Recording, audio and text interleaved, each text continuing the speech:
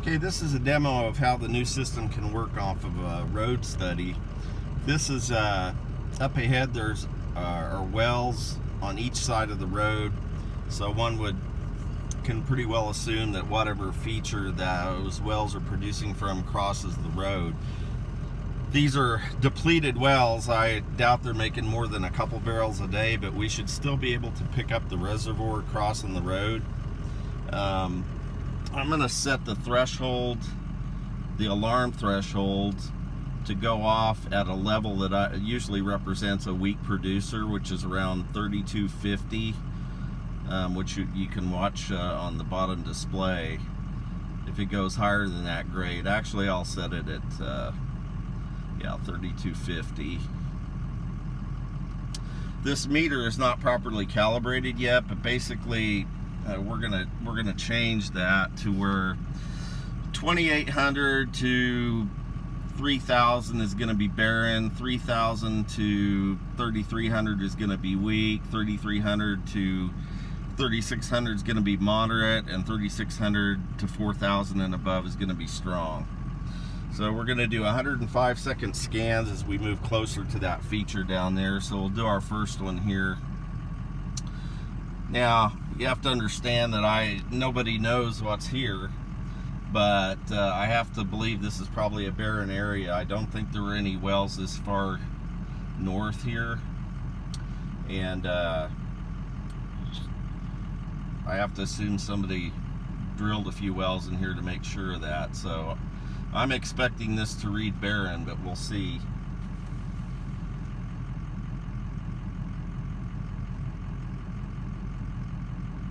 Right now the computer is processing data from the sensor, and it's doing all the calculations that I used to do on paper and with multiple instruments instead of just one. I had an engineer write code, which I own, that we use on a LabVIEW software platform, and it's proven to work extremely well so far.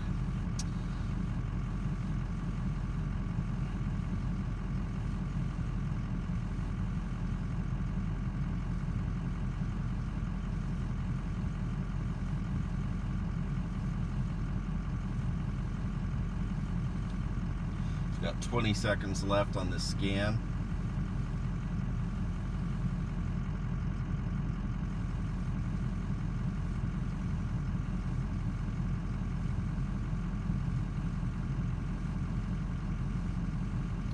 So we're gonna end here at 2920, which is in the barren range. As I explained, anywhere from 2800 to 3000 is pretty much, and that's not cast in stone, but that's generally what I consider barren.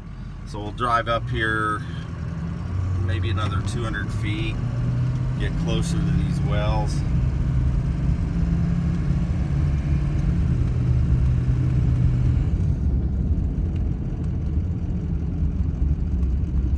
Run another scan here.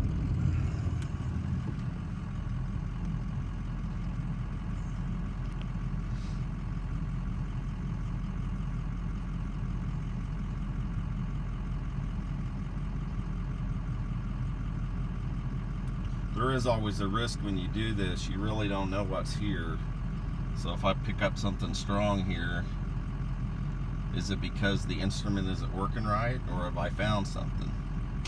So that's the risk of doing a demo, but I don't know of anything out there, an instrument like this, that you can get in a truck and literally drive across producing features or up to producing features, detect them, and quantify the strength of them all on the spot. You certainly can't drive a 3D vehicle across the fields and get instant results. I just don't know of anything like this. I've worked to perfect this technology since the early 2000s, and this looks like it's there. And we got to the point with this demo screen layout that we can take people out, show them, and prove that it works. I go can watch my fingers, watch my hands. I'm not pressing any buttons. I'm not doing anything to influence these numbers. We can go wherever they want to go, and we can test this thing out. So we're going to get probably an extremely barren reading here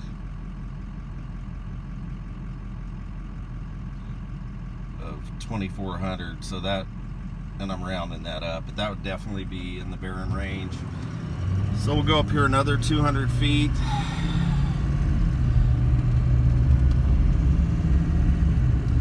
Kind of start seeing the tank batteries up there.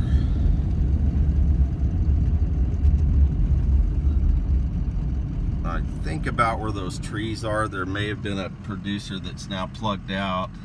The wells that are still pumping are a little farther south of those. But as we get closer to that feature, which I assume does cross the road, these numbers should definitely climb and reflect that. How much they climb is going to depend on how much oil is basically under the road between the wells that are on the right side of the road and the wells that are on the left side of the road. And you do tend to find on these wells that are 330 feet off of each side of the road, that's where most of the residual oil remains. In between those two wells is right in the middle. So sometimes you can get a pretty decent reading off of the road, even between two depleted wells. So we're up to 3130. I'd still consider that quite barren.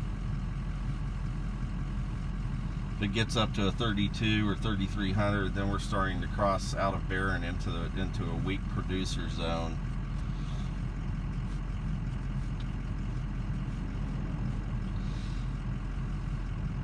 It looks like we got 30 seconds about.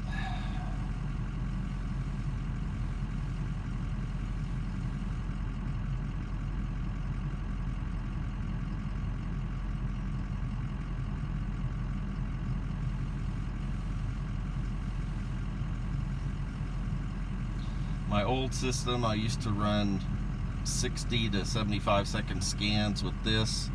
I'm running 105 right now, and 120 would actually be probably better. But with 105, I usually catch everything. So we're going to finish this at 3140. Now we'll get up here to these trees, and I looked these wells up on a map a long time ago, and if I remember right, pretty close to these trees there used to be an old producer. So we may or may not start to pick something up this early. On the other side of the trees is where the remaining producers are. So let's see what we get here. We've all obviously established so far everything back behind us is barren. The best reading we saw was the 3130.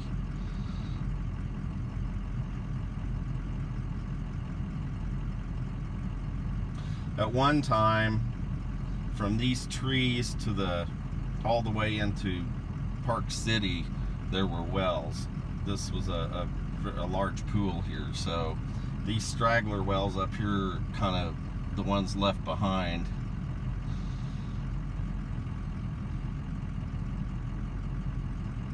But I'm pretty sure they're probably only making a couple of barrels a day, if that, probably a ton of water.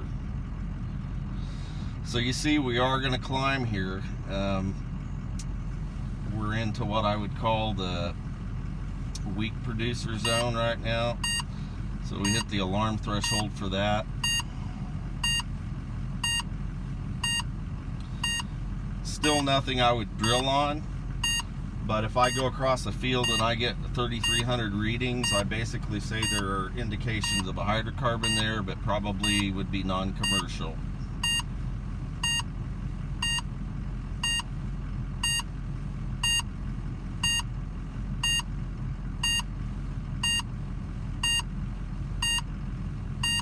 And again, I'm going to recalibrate them. The meter is more for show, for people that I take out and do demos. I mean, I'm paying attention to the numbers on the bottom. And then there's some other data in other screens that I use that obviously I'm not going to let people see because it's proprietary. But so we're gonna end this up 3,300. Makes sense, we're getting closer to the producers. So we'll come up here to these tanks.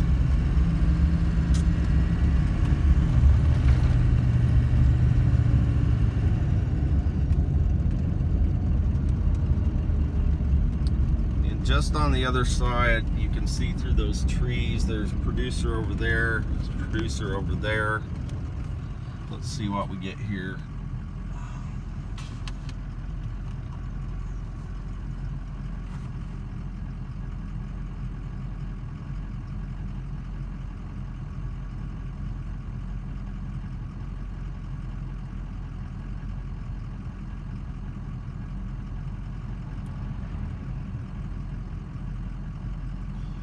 And as we go, when we do get over some of these weaker reservoirs, as we bounce over stronger and weaker parts of it, that number is going to gyrate. In the field, when I'm looking for a real stout prospect, I'm looking for clusters of signals that are all in the high range. I would never drill a well based on one row of samples like we're doing here. But the nice thing about this is you can run down roads. If there was an undiscovered pool ahead and it crossed the road or was adjacent to the road, we could find it with this and never have to lease the ground, never have to drive into the field.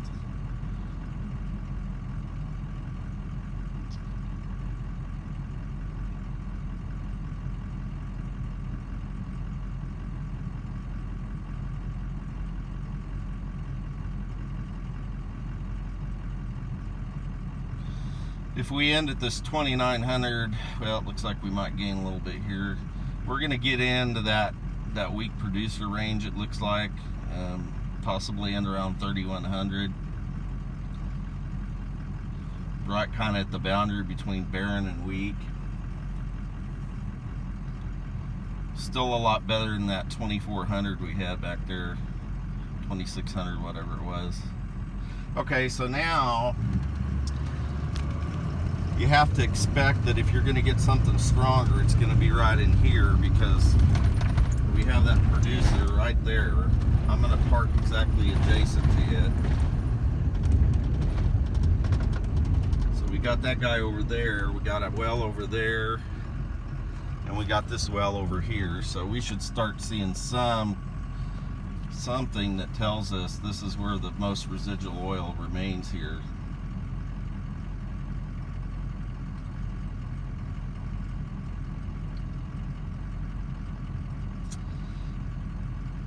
And that would be what we're seeing right now. 3250 is exactly what I tend to see. Well, for instance, I just saw a 3250 around a couple of wells. One of them is making 6 barrels a day, and I think another one's making 2.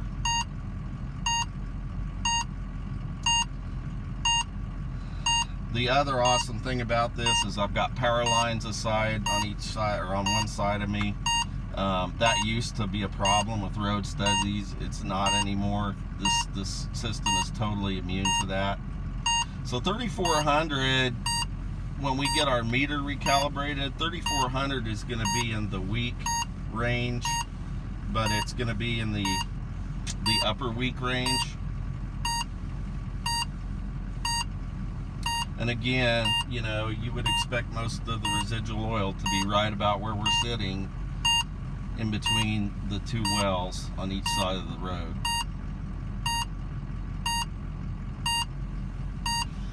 And maybe I'd expect to get another strong point up here, and then whether it drops off or not is hard to say, because you start getting into Park City and you don't know how many of those wells were plugged prematurely because of the development of the town. And so I think we could get results either way there. But obviously, starting back to the north where it was barren, you've seen that we've worked toward these wells, and we've got a marked change in that reading. Now I'm going to pull up, and we're going to be exactly between these 2 producers.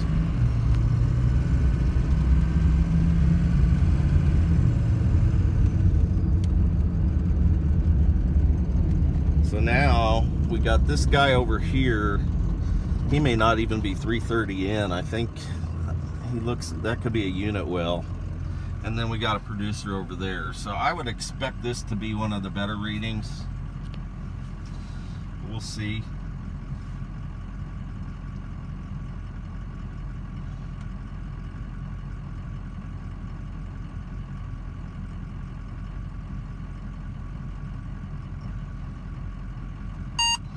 There we go, 35, 38. It's the strongest we've seen so far.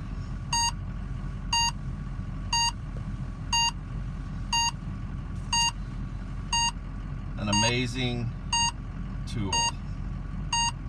I only realized this morning after testing, I just got this software kind of finalized. We still have to tweak the meter scale and all that, but I just got this software finalized, you know, a couple of weeks ago, and have just been able to get out and really test it a lot. And I just realized this morning what I have here. The value that it has to the oil industry, and the value it has to me. I've certainly worked for years being an electronics technician and an oil field enthusiast at the same time. It gave me the ingredients that I needed to make this work. This is an electrical technology. There's a 3800, so, you know, that's actually in the strong range. One thing this isn't going to tell us is what kind of bottom hole pressures we have. There could be a ton of oil left down there. I got to pull over here. There could be a ton of oil left down there, but, and this is going to pick it up, but there's no way we can determine whether we have the bottom hole pressure we need to produce it, and I don't see any tool that's ever going to be able to predict bottom hole pressure. So we got a 3800 here. We'll drive up another 200 feet and see if we get stronger, weaker. We pass out of this feature. I'm going to drive up here, maybe we're probably going to end up 250 feet up here maybe. We'll see what we get. I would expect it to be dropping off here, but again, who knows? There's a cemetery here, there's houses over here. There could still be quite a bit of oil here that, like I said, was either prematurely shut in or possibly never got drilled because of the development. But I know if you look at an oil map, this is actually, I can't remember what road this is, but this is north of Park City, and I believe these are Mississippian wells. So there's still a strong signal. We're, you know, 3,500, 3,400. It's not hugely strong, but it's in the upper weak range. Maybe it's the cemetery. Maybe I need to drill in the cemetery.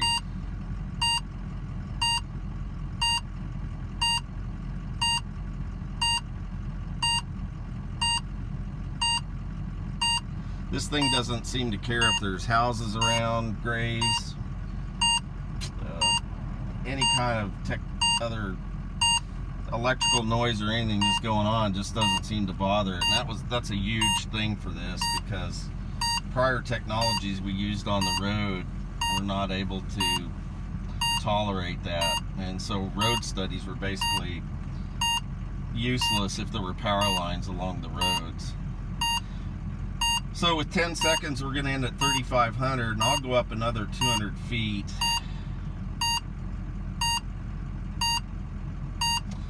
That well is still fairly close there, so we may still be on that feature. And when I say feature, the remaining productive part of the feature. This whole area in here was produced at one time, I believe. So we'll see what we got here. Have to figure if there's oil here, there might still be a well sitting out in that field there. It's not a very big field, but it's not developed.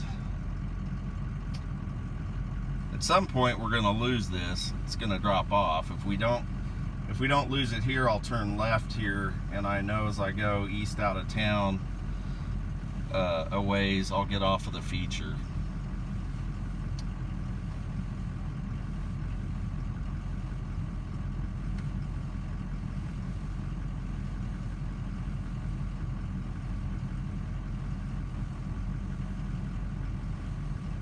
Obviously, people that see this, the naysayers are going to say, well, he's got a button he's pushing, or pushes his foot down on a switch or something. We're going to fix that, because serious customers who want to take this thing out and see it work are going to be able to ride with me and do exactly what we're doing right now. And we're going to go where they want to go. They can film me if they want. I can have somebody watch every move I make. But I'm telling you, this is legit. Obviously, in the oil field, there's a 3300. Obviously, it's still lower than that 35 back there, so we do seem to be tapering off. Obviously, in the oil field, you can't scam people with